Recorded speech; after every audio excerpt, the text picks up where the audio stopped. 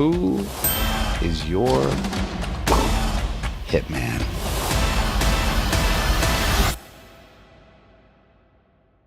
We'll see. So Richard Linklater starts off his new movie Hitman with a really interesting point. Professional hitmen don't actually exist. Everything we think we know about contract killers is actually a Hollywood creation, but that hasn't stopped people from attempting to find and hire them over the years. And the movie is based off a real-life sting operation that took place down in Texas. Police officers would be tipped off about somebody trying to take out a hit and pose as the hitman in order to catch them in the act. Glen Powell plays Gary Johnson, a mild-mannered psychology professor who works with the police on one of these operations and actually existed in real life. First, he's merely a researcher, but once one of his co-workers gets suspended for being kind of a bastard, he's tossed out into the field and has to convince someone he's the hired gun they're looking for. Discovering he's a natural at the job, Gary starts studying his quote-unquote clients and develops new personas of what they imagine a hitman would look like, thereby playing into their fantasies with his own.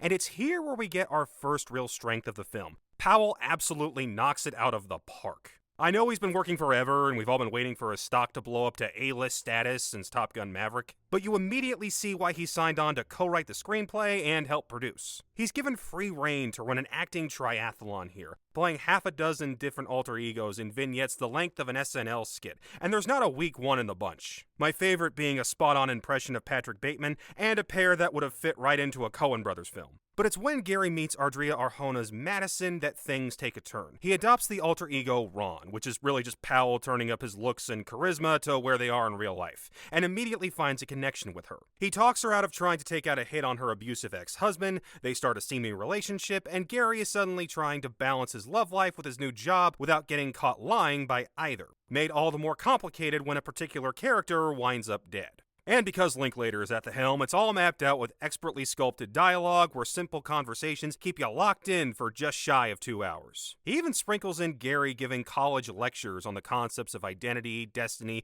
and the Freudian structure of the human psyche, which of course link right back to the web of lies he's trying to navigate.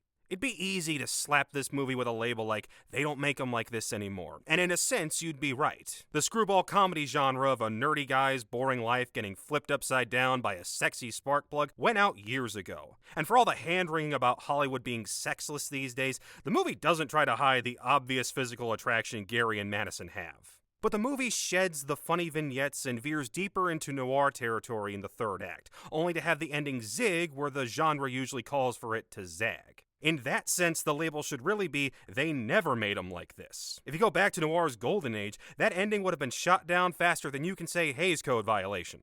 If you follow me on Twitter, and if not, please do, you saw that I labeled this as a best of 2024 contender right after seeing it. And days later, I stand by that, though I do get how some people might be turned off by how the ending sweeps certain ethical questions under the rug. That being said, Powell is excellent at every turn. His chemistry with Arjona is electric. She holds her own in a role that keeps adding more layers as the film goes on. Austin Emilio makes for a fun foil without getting too over the top. I'm just happy whenever Retta is in things. Clothes. Treat yourself. Fragrances. Treat yourself. Massages. Treat yourself. Mimosas. Treat yourself. Fine leather goods. Treat yourself. And Linklater is still a master at his craft, even if I think his best work is still when he's just doing hangout movies. And while I know there was some scuttlebutt about Netflix winning the rights to this and potentially delaying Powell's ascent to being Hollywood's next big thing, by the way, he'll be fine. Anyone But You went viral at the start of the year, and Twisters drops next month, and it looks like a ton of fun. The smaller stakes and intimate settings make it to where the movie doesn't lose anything by watching it at home rather than in a theater.